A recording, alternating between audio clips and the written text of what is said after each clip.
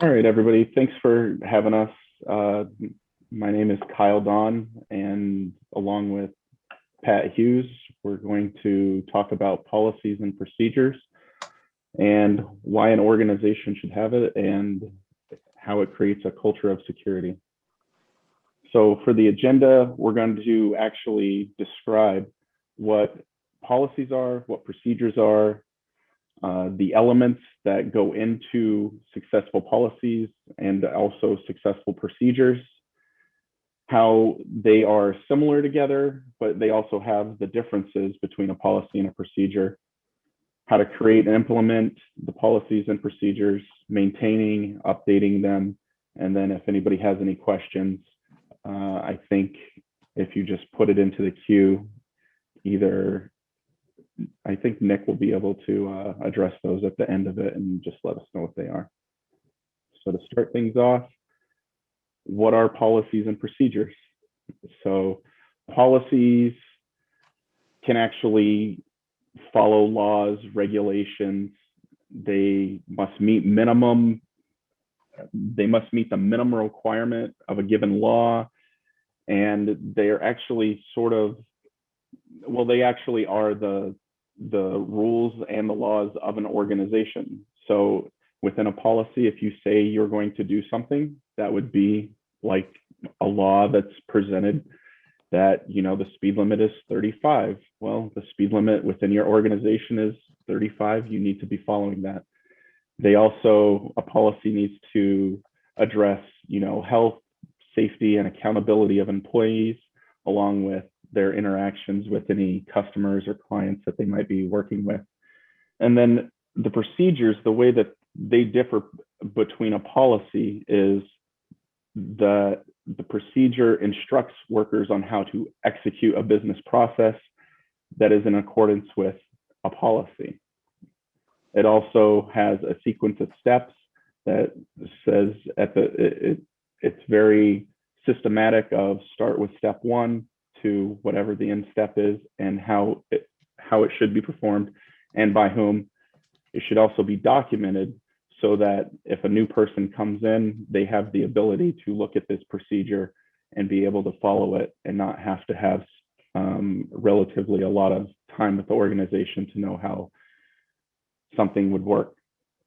It's Yep. designed it's designed to limit human error with a step-by-step process, and then you can consistently carry this out by anybody that has the authorization to perform the task.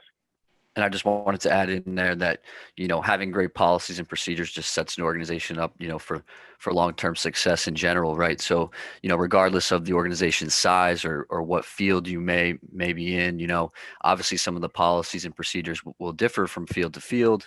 But having documented policies and procedures is going to be a requirement across the board, right? And, being auditors, we go into, different organizations all the time, and they may be doing things great, but they may not have it documented, right? And that would still be a finding. So having that documentation is key, regardless of size. We get the excuse sometimes that, hey, we're a small organization, we don't have the resources to get this documented. But the policies and procedures, going back to what Kyle said, it really is. It's just the rules of your organization. Every organization needs to have them, and if they can be in line with general laws and regulations that you're held to, if it's PCI DSS, if you're taking payment cards, or if you're in the healthcare industry, some of those policies will pertain to HIPAA. So Thanks, Pat. All right. So elements of a successful policy and a procedure is you want to first start off with what's the purpose of it? Why do you need to have this policy? And like Pat said, maybe it's, a law like HIPAA or a regulation like PCI, where you're trying to align with a certain framework of ICE, NIST, or CMMC. You want to have the purpose of what the policy is and then also why the procedure should exist for it. There's certain policies that don't necessarily need to have a procedure, but there are definitely certain policies that do need a procedure of configuration of computers or how to request PTO. There should be a procedure that exists for that as well. Yeah, and it's Next, just in general, it's just a great outline here. These are, as Kyle just said, the key elements, right? So you'll have the purpose, the scope, then you'll actually have like that meat and potatoes of the actual policy or procedure. On the procedural end, it's more of like Kyle had referred to the step-by-step process to getting things done, responsibilities, and then the enforcement and revision history and sign off. Now, obviously, the content from organization to organization will change, based on what you specifically do or what the specific policy or procedure may or may not be. But using this as a framework outline and the elements to always have included is a great place to start from. yep, and as we go on, we'll dive a little bit deeper into each one of those things that we just described. So for the purpose of a policy or a procedure, the first part of every policy should be the purpose. Why are you using this? Or why do you need to have this policy? A brief description of what's going to be within that policy. It needs to be clear and concise, short and to the point, so that regardless of your seniority in the company or your status within the organization, that a veteran of 25 years understands the policy to include the person that's worked there for a week. Yep.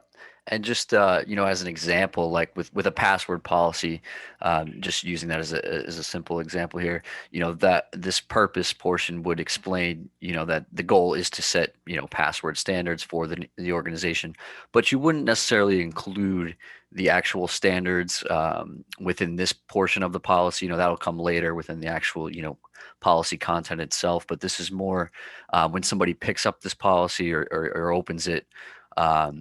They want to be able to read that first, whether it's a paragraph or however many short sentences, and just understand, okay, what does this policy address? And that's really what we're hoping to accomplish in that first portion of the purpose.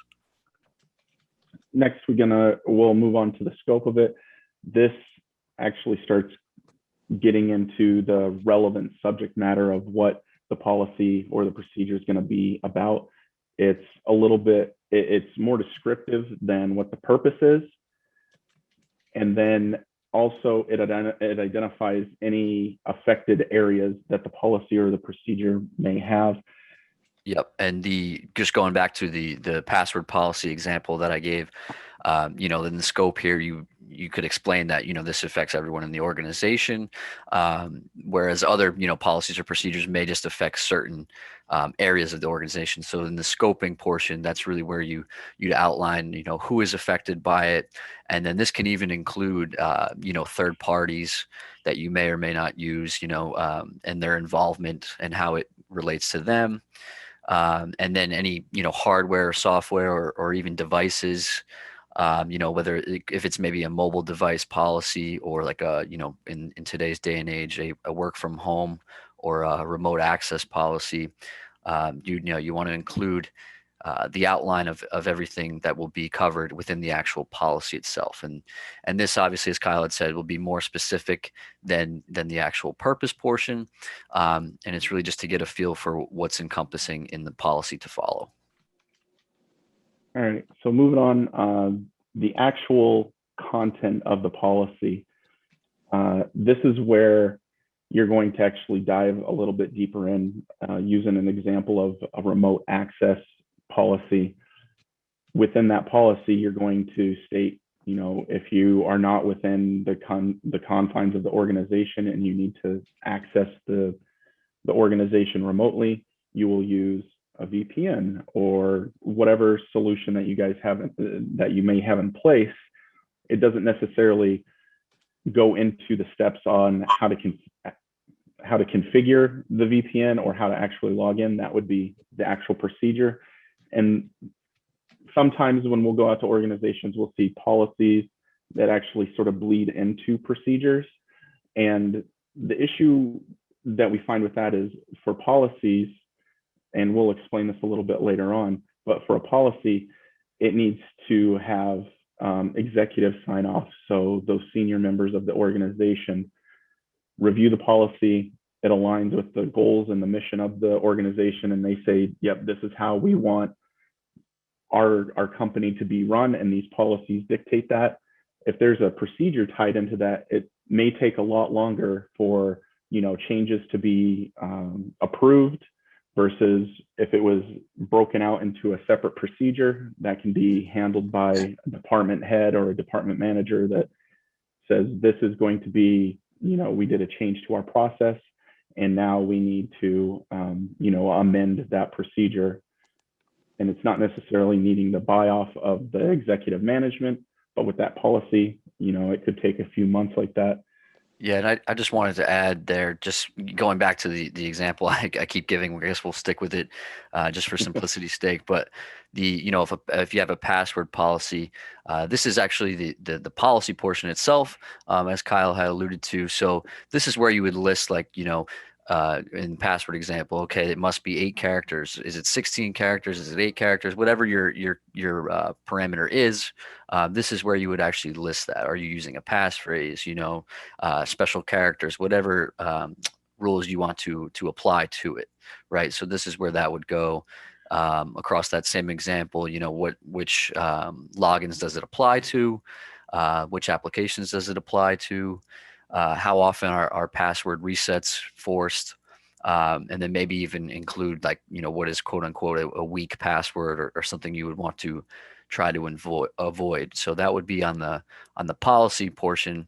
And then just from a procedural side, obviously this will be where the clear steps are that, as Kyle kind of alluded to, you want to make it repeatable, and then get out any fluff, right? So we sometimes will see these business continuity plans, which is essentially a procedure or like an incident response plan, that has all this extra info in it, and you look at it and nobody knows what the heck is going on. So to get out that fluff and just have procedural steps of when this occurs, we do this, and this. Make sure it's easily repeatable. And know your audience, right? So know who's going to be reading it, and make sure that they're able to understand it. So. Yeah, and the last bullet on here include legal considerations. So if your organization needs to align with certain laws and regulations, the new one being GDPR, and then each state's coming out with like the CCPA and stuff like that, making sure that within those policies that it addresses the reason that we have this policy is to address this law, regulation, or however we're trying to align with that.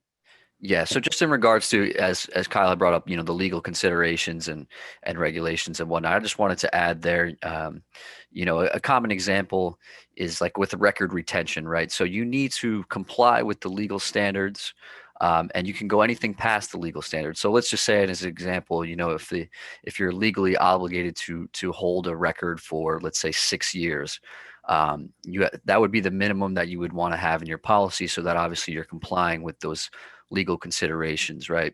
But you can go longer if you want, right? So if you wanted to go 7 years, you can certainly do that. But you just need to understand that if you do go 7 years, that is now your policy, and that's what you're being held to. So though the law may say it's only 6, you're actually being held to that 7 because that's what your policy says you do.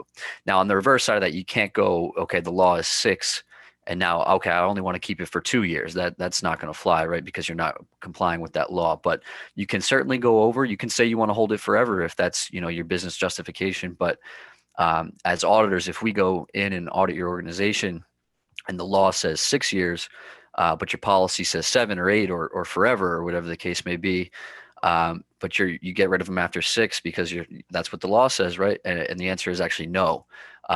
You're not complying with your own policy. So that would be, if you were under an audit, that would be considered a finding. So now the roles and responsibilities within the policy portion, and then also the procedure. So for every policy, there should be someone, or specifically someone, or a title, whether it be a CEO or the CISO or the CIO, who's responsible for upholding key elements of that policy, and making sure that the procedure also is followed.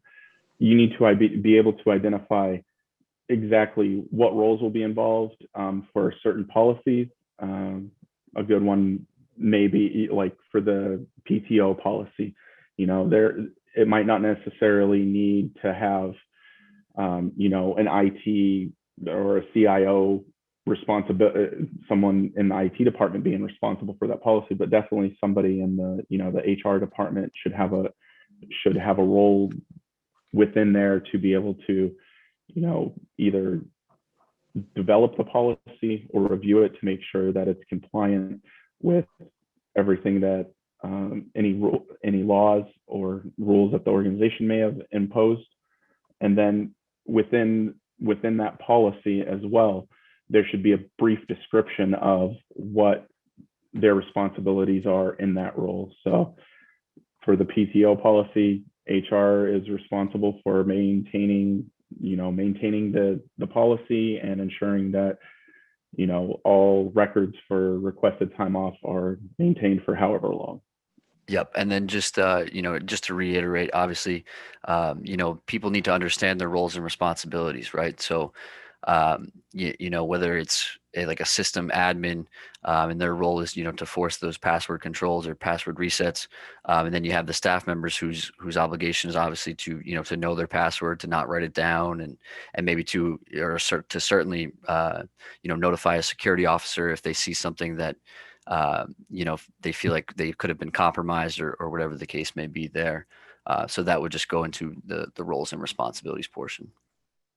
All right, now everybody's favorite one, the enforcement of the policy or the enforcement of your policy. So within each policy, if there's certain sanctions that may be imposed if somebody doesn't follow it, the organization needs to be able to actually follow through with that. So if it says, a violation of this policy constitutes a verbal warning from the manager, and then 2 verbal warnings equal a written warning or whatever it is.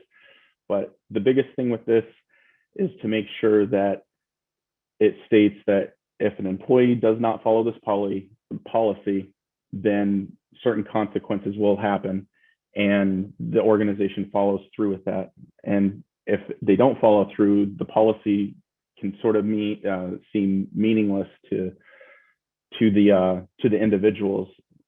An example would be we'll do the PTO thing again. Hey, I didn't request any time off. I just took it off, and nothing happened. No, they gave me the time.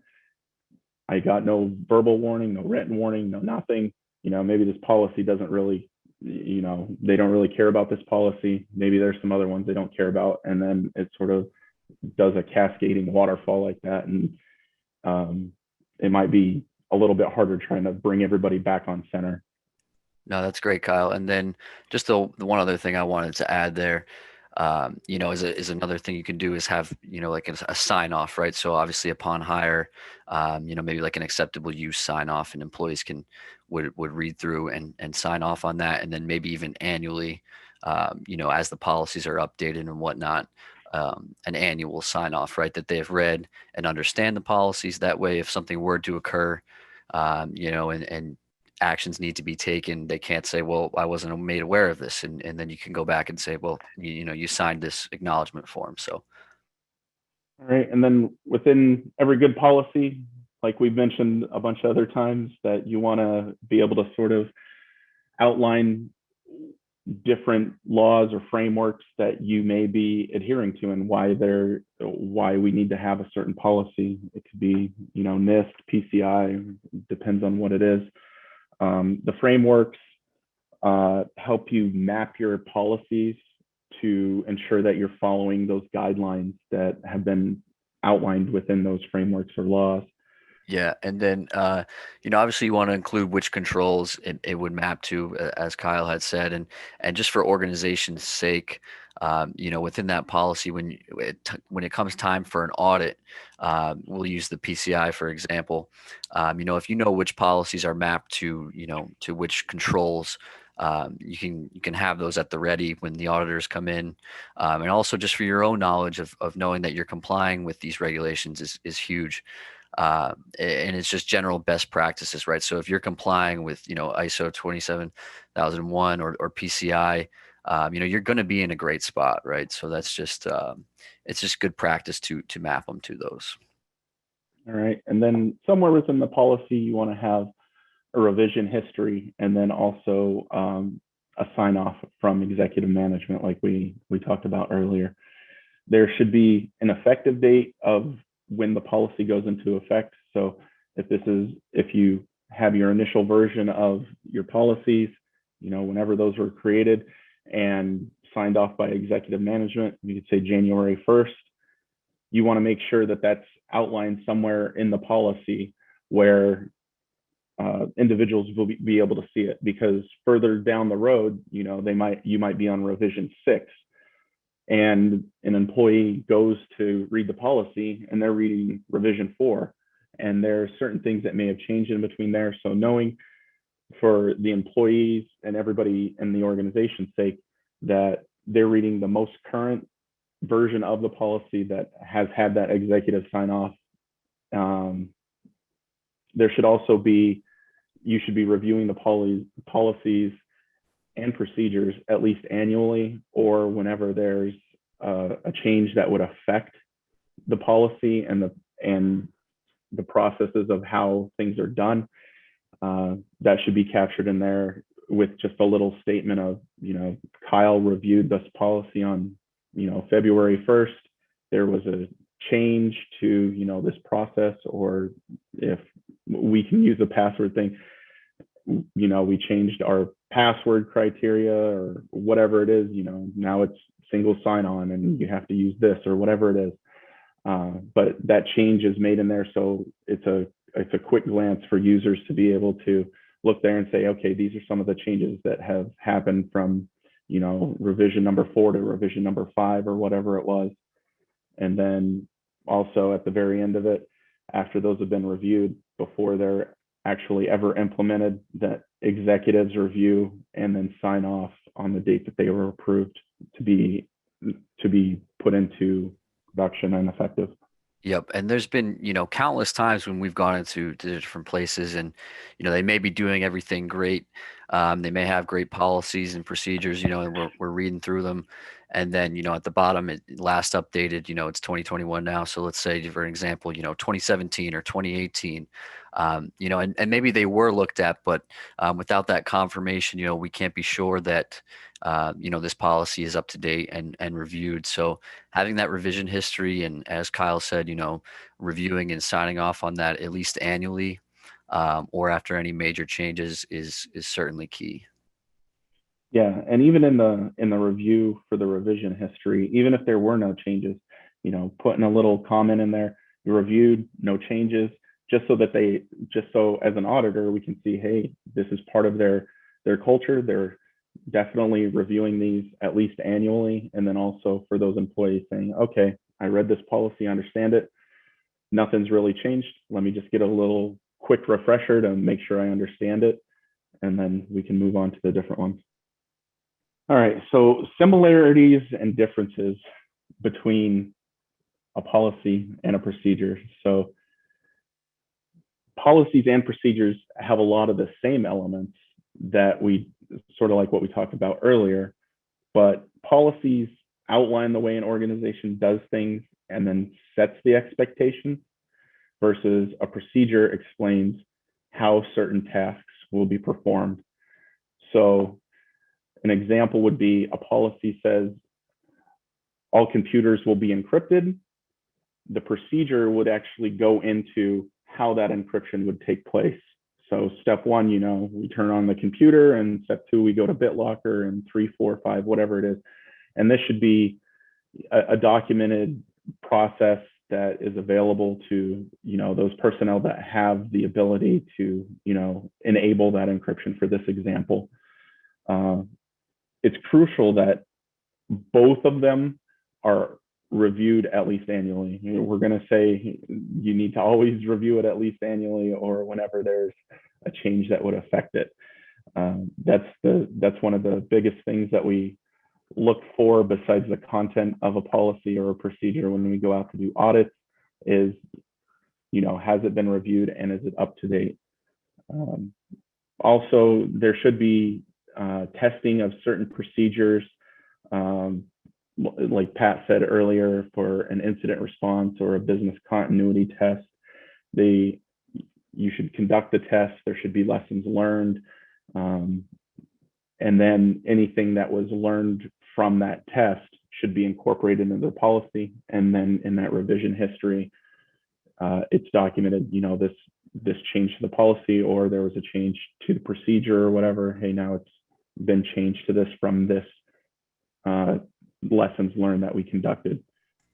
And then the creation and implementation of both a policy and a procedure, they should a policy should address all the facets of an organization, and by facets I mean different departments. So any department within your organization, there should be at a minimum some policies that are organization wide that will apply to all users, and then there'll be departmental ones that are specific to that department. Policies could address different things like dress codes or internet policies. Uh, they should offer guidance for handling certain situations on how to submit expenses, or purchase equipment or vendor relationships, things like that, compliance with government laws and agencies.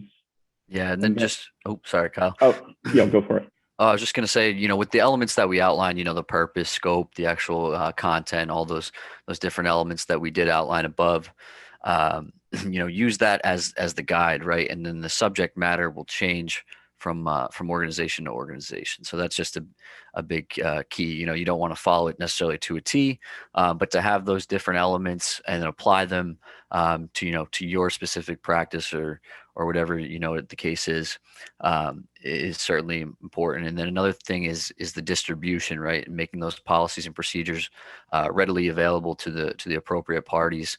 Not all policies and procedures are going to be shared with everyone in the organization, but some will. And to have those in a place where employees know where they can access them in the event that they're needed, or in like a business continuity scenario, as an example. You want to make sure that the appropriate team members have the ability to access that procedure, right? And even in troubling scenarios, if they can't access it digitally, okay, then what do they do, right? Yeah. So for the second bullet, we're looking at this. You want to align your policies with the mission and the goals of the organization. So, at an earlier example, we said that if the policy states a certain consequence, if it's broken the company and the company doesn't adhere to it, then the employees may assume that it's meaningless. So making sure that whatever's outlined in your policy, that it's being followed from the top down, because that's who's signing off on it. Are the people up top. They want, this is the way we want the company to go, and then everybody that is within the organization is supporting that. When you're creating policies, you want to speak directly to the employees that may be reading it. After, like, a good way to think about it is, after each paragraph that you may write, ask yourself what if questions to make sure that the policy covers the basic and normal expectations of the question. Like, don't go too crazy and obsess over things like, oh, this policy won't cover every possible contingency. You're doing broad strokes on trying to address major issues. And that's a thing too, is if you have this policy and an employee finds a loophole, is what we can call it, that doesn't necessarily mean that, oh, we need to create a new policy to address this loophole right here. It may be looking at the policy and saying, okay, we need to tighten this up a little bit. A good way to sort of do this is selecting a pilot group or like a test group of employees to read the policy, and then ask questions to determine if they have any questions, if they're able to follow it, or if they don't understand a certain part of it. The person that wrote that policy could explain it better to them, and then also go and update the policy before it's sent to senior management for approval. But with that feedback from those users and stuff, they'll be able to, truly define what the policy's intent is, and then having those employees be able to follow that as well. And then, like we said, at least, I don't know, maybe 5 or 10 times, always make sure you're reviewing the policies and procedures. You want to definitely, when you're creating them, get buy-in from the managers, because likely when you started to do the process of creating policies, you identified the need, but the managers are going to be the ones that need to, live by it, enforce it, make sure their employees are also following that as well. It's also a good idea to make sure that you include legal into any of the creations of certain policies, to make sure that you're following the rules and that you avoid any legal challenges that may arise down the road if you put something in your policy and then it's actually, you find out later without advising or getting advice from legal counsel, they're actually violating a law or somebody's right to privacy or something like that. It's always good to get legal involved before they've actually been implemented, so they can get a second set of eyes on there and say, yeah, everything looks like it adheres to the laws as they stand today of when the policy is implemented. And then when you implement the policy, you may want to do it in small groups of employees, or like a team, like maybe a department. Hey, we have these new policies. We want to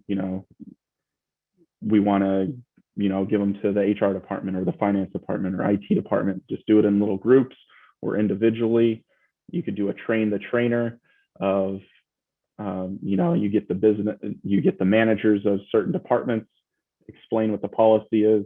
They receive a copy of it, and then they give that training to their employees. It's a good chance for them to ask questions as well, and then offer any guidance of what the actual intent of the policy is. And then, like Pat said earlier on, you want to make sure that employees are provided a copy of the policy as well. That can either be, on an intranet or a shared drive. It could be a hard copy, but you want to make sure that these employees, have access to these policies, and that if needed, they can reference it at a later date. And then they also have that acknowledgement as well, saying that they've read, they understand, and they'll adhere to these.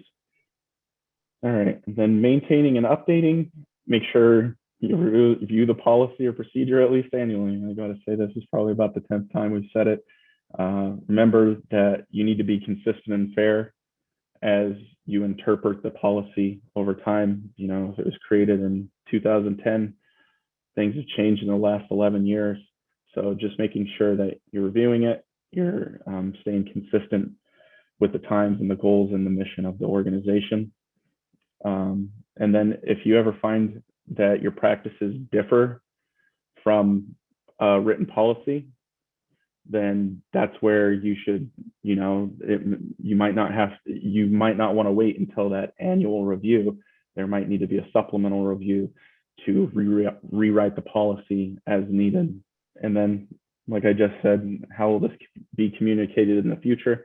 The initial one, maybe you did it in a small group, but in the future, we're going to do an entire organization day where everybody comes and we give a presentation, or maybe it's computer-based training and all the policies are just in this computer-based training where they can look, or an employee handbook, whatever you can, or whatever you determine. You just need to make sure that it's distributed and available to those employees in various methods, if you feel that's the best way to get those out to people. And then while you're reviewing those policies annually, just because you've updated them from year over year doesn't mean those previous policies just sort of get wiped away or thrown in the shredder. You may want to archive those just so that it could be either for legal purposes, or maybe you need to reference it. Hey, we did this 5 years ago. This was the policy 5 years ago. Let's reference that to see how it was, because maybe there were some changes that, we wanted to revert back to, maybe not necessarily, but it's always good to have a retention period for all your documents, whether it be, a year or two or 5 or indefinite. Yeah, I just wanted to add that, maintaining and updating, it seems simple and would just be implied, but it's often extremely overlooked, right? And that's, like was saying before, there's been countless times that we see great policies that just haven't, had a review, or maybe they did but they weren't signed off on. So just the maintaining and updating is so crucial and so overlooked. So that's just a big portion there. And with that, we'll open up the questions, and it sounded like there was a few of them.